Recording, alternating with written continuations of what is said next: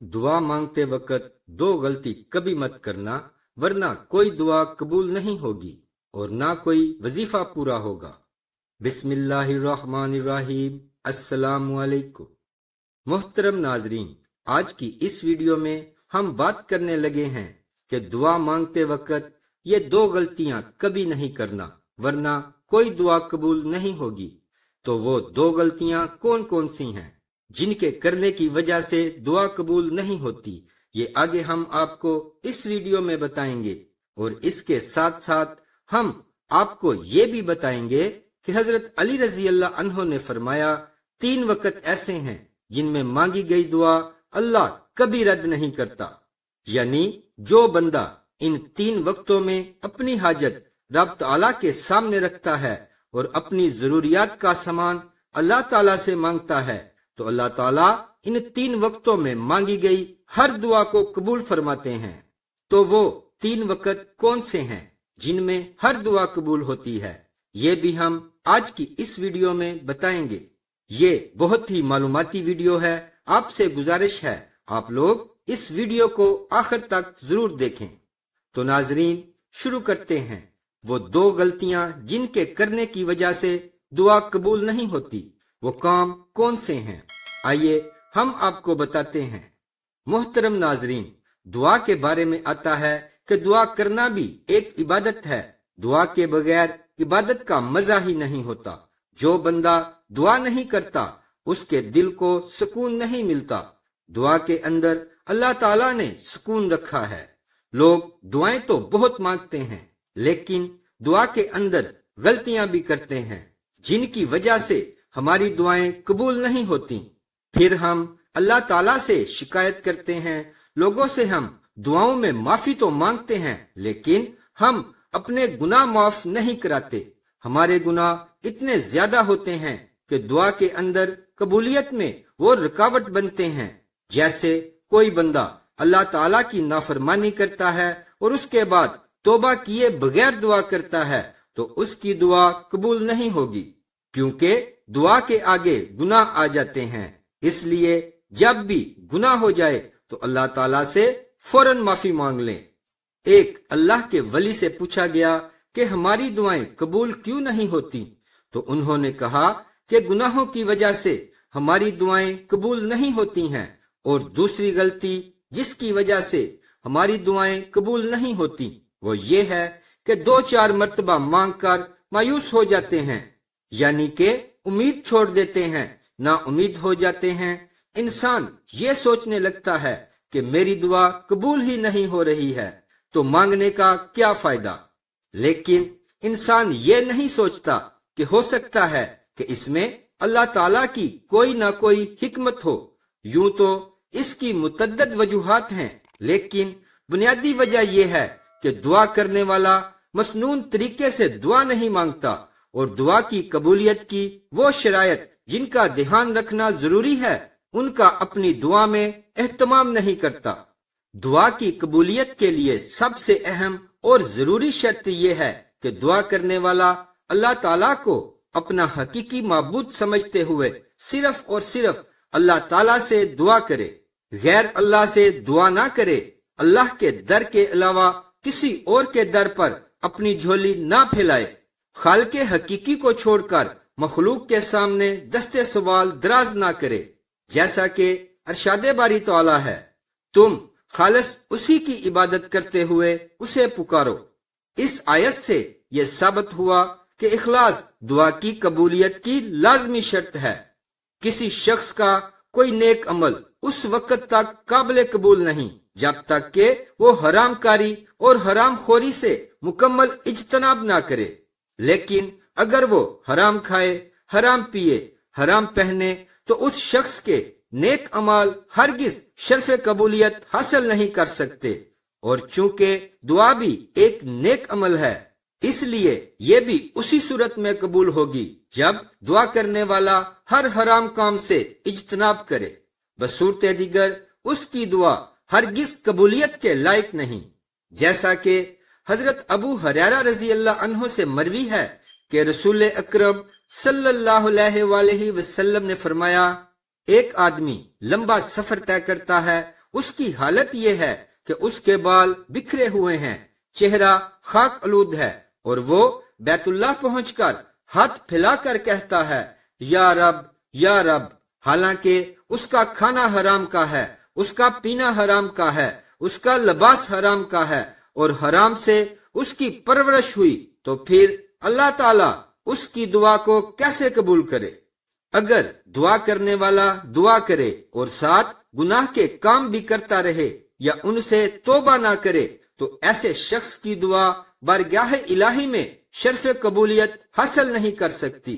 اس لیے دعا کرنے والے کو چاہیے کہ وہ اللہ تعالیٰ سے اپنے گناہوں کی معافی مانگے، توبہ اور استغفار کرے، جیسا کہ حضرت ہود علیہ السلام نے اپنی قوم سے کہا، اے میری قوم کے لوگو، تم اپنے پالنے والے سے اپنی تقصیروں کی معافی طلب کرو اور اس کی جناب میں توبہ کرو، تاکہ وہ برسنے والے بادل تم پر بھیج دے اور تمہاری طاقت پر اور طاقت قوت بڑھا دے اور تم جرم کرتے ہوئے روگردانی نہ کرو۔ دعا میں عاجزی و انکساری اختیار کرنے کا حکم قرآن مجید میں اس طرح دیا گیا کہ تم لوگ اپنے پروردگار سے دعا کیا کرو، گڑ گڑا کر اور چپکے چپکے بھی۔ اس آیت سے ثابت ہوا کہ دعا کرتے وقت اللہ تعالیٰ کے حضور خوب عاجزی کا اظہار کرنا چاہیے۔ اللہ تعالیٰ نے ہر قسم کی زیادتی و تجاوز سے منع فرمایا ہے، بالخصوص دعا میں زیادتی سے منع کرتے ہوئے ارشاد فرمایا، تم لوگ اپنے پروردگار سے دعا کیا کرو، گڑ گڑا کر اور چپکے چپکے بھی۔ واقعی اللہ تعالیٰ ان لوگوں کو ناپسند کرتا ہے جو حد سے نکل جائیں۔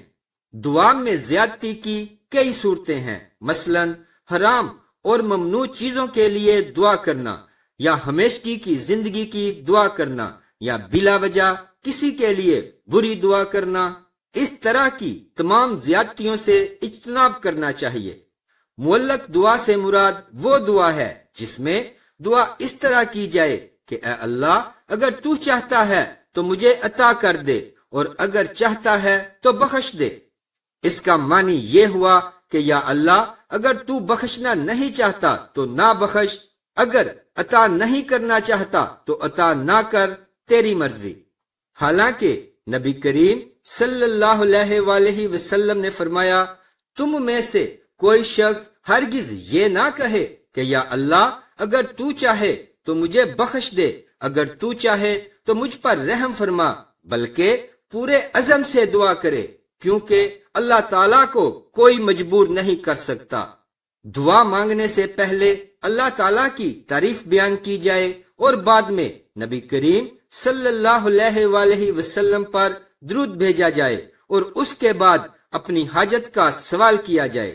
یہ ترتیب مستحب ہے، جیسا کہ فضالہ بن عبید رضی اللہ عنہ کی حدیث میں ہے کہ رسول اللہ صلی اللہ علیہ وآلہ وسلم نے ایک آدمی کو نماز میں دعا کرتے ہوئے سنا، مگر اس نے آپ پر درود نہ بھیجا، تو آپ نے فرمایا اجل ھذا، اس نے جلدی کی۔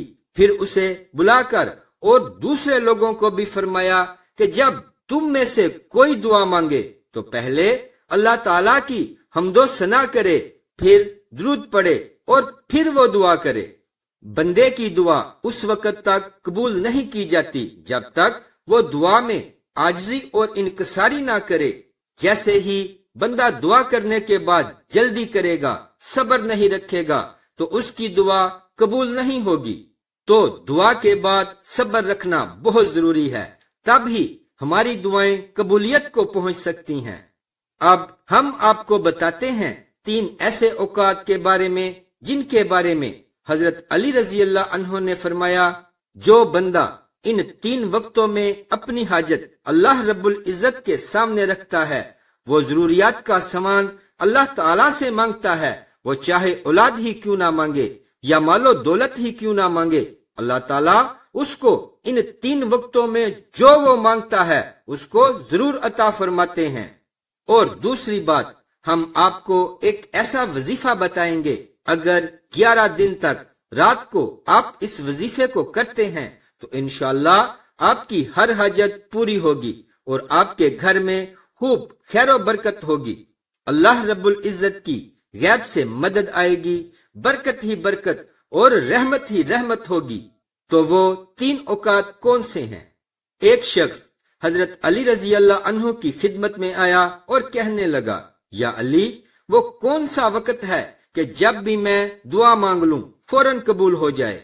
تو حضرت علی رضی اللہ عنہ نے فرمایا، اے شخص، میں نے اللہ کے رسول صلی اللہ علیہ وآلہ وسلم سے سنا ہے کہ 3 موقع ایسے ہوا کرتے ہیں جن میں اللہ تعالیٰ اپنے بندے کی دعا رد نہیں کرتا۔ اس شخص نے پوچھا، یا علی، وہ کون سے 3 لمحات ہیں؟ تو حضرت علی رضی اللہ عنہ نے فرمایا، نمبر 1، جب انسان کا جسم کانپنے لگے اور تھر تھرانے لگے، اس وقت مانگی گئی دعا اللہ تعالیٰ کبھی رد نہیں کرتا۔ نمبر 2، جب اللہ کا ڈر دل میں ابھرنے لگے، اس وقت بھی انسان اگر کوئی حاجت اللہ رب العزت سے مانگتا ہے، اللہ اس کی حاجت کو ضرور پورا کرتا ہے۔ اور نمبر 3، جب انسان کی آنکھیں نم ہو جائیں تو اس وقت میں مانگی ہوئی دعا بھی اللہ تعالیٰ رد نہیں کرتا بلکہ ضرور قبول کرتا ہے۔ اور یاد رکھنا، ان 3 حالتوں میں انسان کائنات کی جو بھی چیز مانگے اسے ضرور ملتی ہے، چاہے وہ صفا مروہ کے برابر سونے چاندی کے پہاڑ ہی کیوں نہ ہوں۔ محترم ناظرین، اب ہم آپ کو ایک ایسا وظیفہ بتائیں گے جس سے آپ مالدار ہو سکتے ہیں اور انشاءاللہ تعالی آپ کے گھر میں بہت زیادہ برکت ہوگی۔ وظیفہ یہ ہے، آپ کو 11 دن تک اللہ تعالی کا ایک مبارک نام یا رزاق کا ذکر کرنا ہے۔ اے اللہ، میری مالی پریشانی دور کر دے، مجھے زیادہ سے زیادہ روزی دے دے اور حلال روزی دے دے۔ یہ وظیفہ کرنے کے لیے آپ کو رات کو وضو کرنا ہے۔ وضو کرنے کے بعد آپ جب بستر پر لیٹتے ہیں تو داہنے کروٹ پر آپ کو لیٹنا ہے۔ یہ سنت بھی ہے کہ انسان سوتے وقت داہنے کروٹ سوئے۔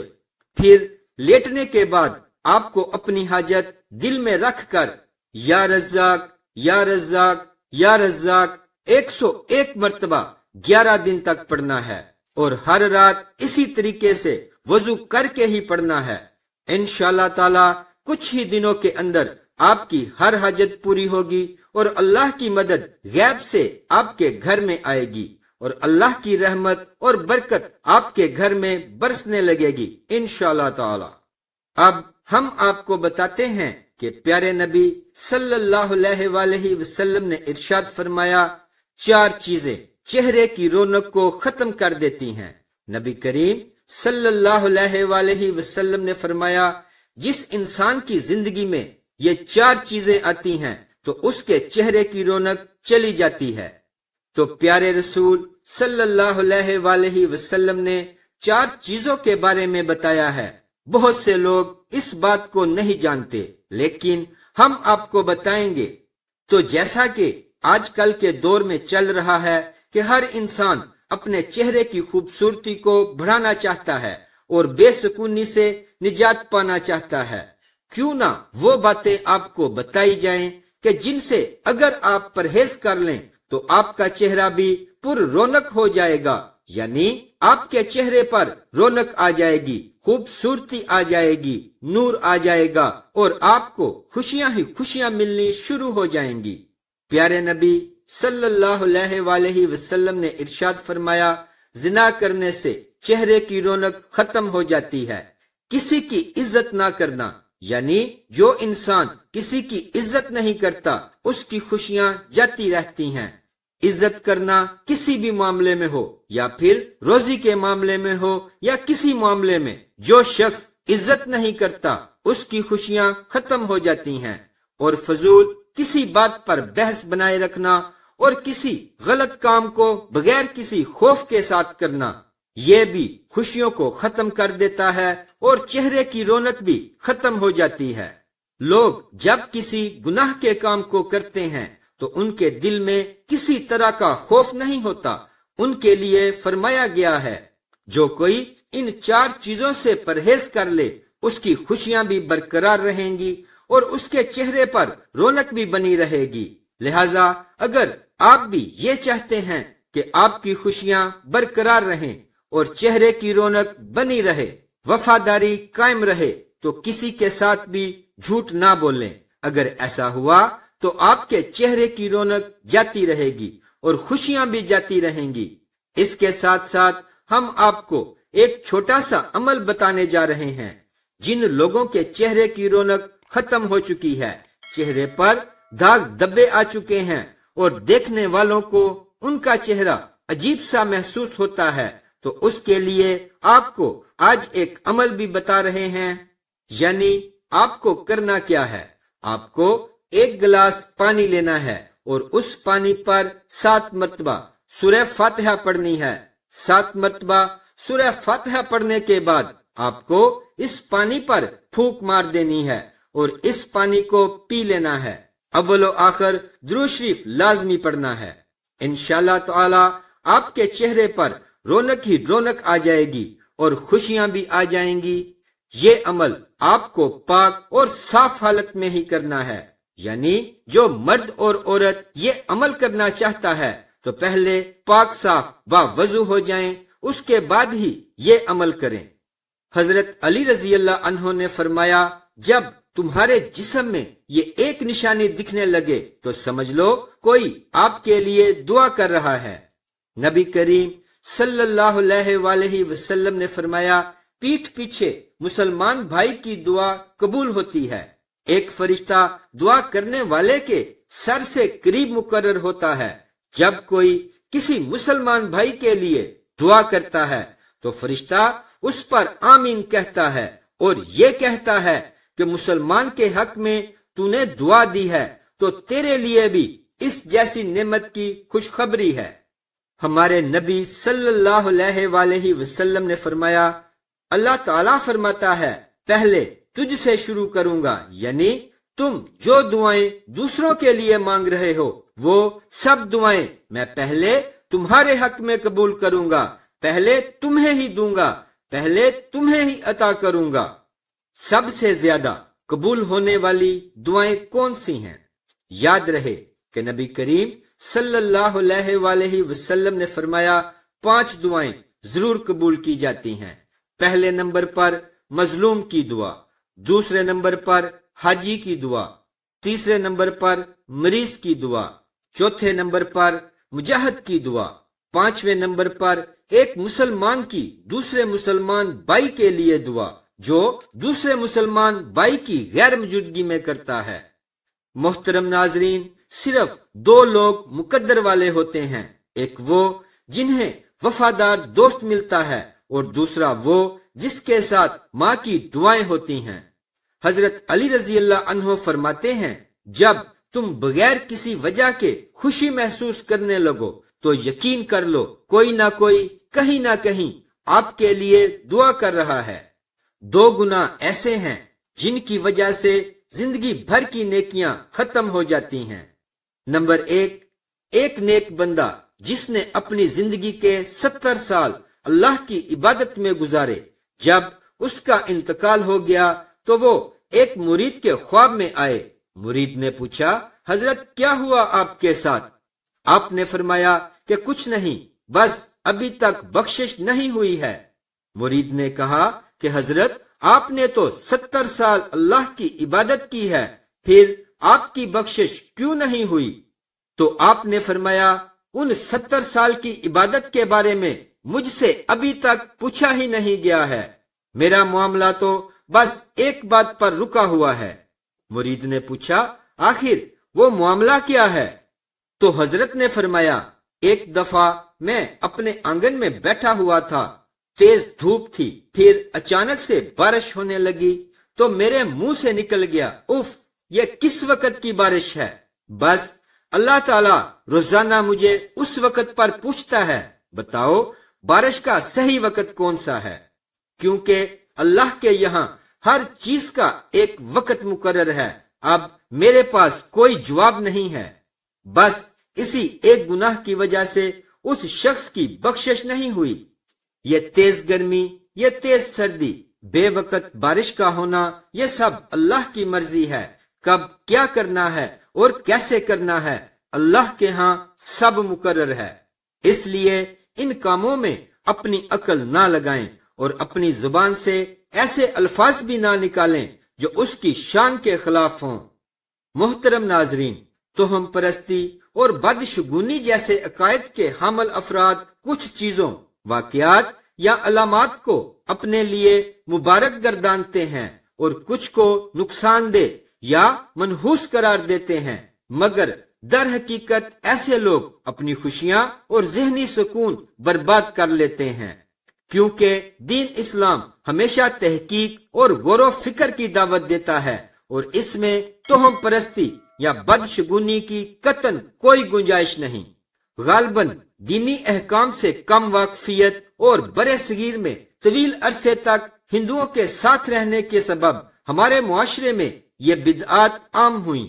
مثلاً شام کے وقت جھاڑو دینے سے گریز کرنا کہ اس سے دولت کم ہوگی، مرد کی دائیں اور عورت کی بائیں آنکھ پھڑکنے کو اچھی خبر کی آمد سے مشروط کرنا، ٹانگیں ہلانے سے دولت کا چلے جانا، پیاز یا چھری سرہانے رکھنے سے برے خوابوں سے نجات ملنا وغیرہ، نیز کالی بلی کے راستہ کاٹنے، شیشہ ٹوٹنے، دودھ کے ابل کر برتن سے باہر گر جانے وغیرہ کو اپنے لیے منحوس تصور کرنا محض توہم پرستی کے سوا کچھ نہیں۔ اس حوالے سے ارشاد باری تعالیٰ ہے کہ تجھے جو بھلائی ملتی ہے وہ اللہ تعالیٰ کی طرف سے ہے اور جو برائی پہنچتی ہے وہ تیرے اپنے نفس کی طرف سے ہے۔ لیکن اس کے باوجود آج بھی ہمارے گھروں میں خصوصاً خواتین ایسے جملے بولتی نظر آتی ہیں کہ جوتا الٹا پڑا ہے سیدھا کر دو، لگتا ہے کوئی سفر درپیش ہے، اس وقت جھاڑو مت لگا، ابھی بھائی سفر پر نکلا ہے وغیرہ۔ بے شک اللہ کی رضا کے بغیر پتا بھی نہیں ہلتا، اس لیے ہمیں چاہیے کہ ہم اللہ تعالیٰ پر پورا ایمان اور بھروسہ رکھیں، کیونکہ اس دنیا میں جو کچھ بھی ہوتا ہے وہ اللہ تعالیٰ کی رضا سے ہوتا ہے، اور ہر چیز کی کوئی نہ کوئی وجہ ہوتی ہے، کیونکہ اس دنیا میں کوئی چیز بے وجہ پیدا نہیں ہوئی۔ گناہ نمبر 2، دوستو، نبی کریم صلی اللہ علیہ وآلہ وسلم کا فرمان ہے کہ کل جب قیامت کا دن ہوگا اور ایک بندے کو اللہ کی بارگاہ میں حاضر کیا جائے گا، اس بندے کے نامہ اعمال میں ہر طرح کی نیکی موجود ہوگی، اس کے پاس پہاڑوں جیسی نیکیاں ہوں گی، نیکیوں کو دیکھ کر اہل محشر بھی حیران ہوں گے، یعنی کہ اس کے پاس اتنی زیادہ نیکیاں ہوں گی۔ اس کے بعد اس بندے کی تمام نیکیوں کو میزان یعنی ترازو میں رکھا جائے گا، اس کی نیکیوں کا پلڑا بھاری ہو جائے گا، اس کے گناہوں کا پلڑا ہلکا ہو جائے گا۔ وہ بندہ یقین کرے گا کہ اب تو میں جنت میں جانے والا ہوں۔ اب اس کے بعد اس کے گناہوں والے پلڑے میں کاغذ کا ایک چھوٹا سا ٹکڑا ڈالا جائے گا، اس کے گناہوں کا پلڑا بھاری ہو جائے گا، یعنی اس ایک کاغذ کے ٹکڑے کی وجہ سے تمام عمر کی نیکیاں ہلکی ہو جائیں گی۔ اس کے بعد اللہ کی طرف سے فرشتوں کو حکم ہوگا، اس کو پکڑو اور اسے گھسیٹ کر جہنم میں ڈال دو۔ وہ بندہ حیران ہو جائے گا اور سوچنے لگے گا کہ میں نے تو عمر بھر اللہ کی عبادت کی، آخر مجھ سے ایسا کون سا گناہ ہو گیا ہے جو اس کاغذ کے ٹکڑے میں ہے، جس کی وجہ سے میرے گناہوں کا پلڑا بھاری ہو گیا۔ جب فرشتے اس بندے کو گھسیٹتے ہوئے جہنم کی طرف لے جا رہے ہوں گے تو وہ بندہ کہے گا کہ میں جہنم میں تو جا رہا ہوں، لیکن مجھے یہ تو بتایا جائے کہ آخر اس کاغذ کے ٹکڑے میں ایسا کون سا گناہ لکھا ہوا ہے جس نے میری عمر بھر کی نیکیوں کو ختم کر دیا ہے۔ تو پھر اللہ فرمائے گا، اے میرے بندے، تو نے ایک مرتبہ اپنی والدہ سے چلا کر بات کی تھی، صرف ایک بار چلا کر بات کرنے کا گناہ اس کاغذ کے ٹکڑے میں لکھا ہوا ہے، بس جس کی وجہ سے تیری تمام نیکیاں ہلکی ہو گئیں۔ اللہ اکبر، استغفر اللہ۔ ذرا سوچو، ماں باپ سے صرف ایک بار چلا کر بات کرنے کا گناہ اتنا بڑا ہے، تو پھر جو لوگ اپنے ماں باپ کو اہمیت ہی نہیں دیتے، ایسے لوگوں کے ساتھ کیا ہونے والا ہے یہ تو اللہ ہی بہتر جانتا ہے۔ اس لیے اگر آپ کامیاب ہونا چاہتے ہیں تو اپنے ماں باپ کی خدمت کریں اور ان کو ہمیشہ خوش رکھیں۔ دعا ہے کہ اللہ تعالی ہم سب کو اپنے ماں باپ کی خدمت کرنے کی توفیق عطا فرمائے اور ان کا ادب کرنے کی، احترام کرنے کی توفیق عطا فرمائے اور ہمیں 5 وقت نماز با جماعت ادا کرنے کی توفیق عطا فرمائے، آمین ثم آمین۔ ویڈیو اچھی لگے تو کمنٹ میں اللہ کے 99 ناموں میں سے کوئی ایک نام لکھتے جائیں اور زیادہ سے زیادہ شیئر کر دیجئے گا تاکہ سب مسلمان بھائیوں اور بہنوں کا بھلا ہو۔ اسلامک ویڈیوز کے لیے سبسکرائب کریں اور ساتھ بیل کے بٹن کو بھی پریس کر دیں۔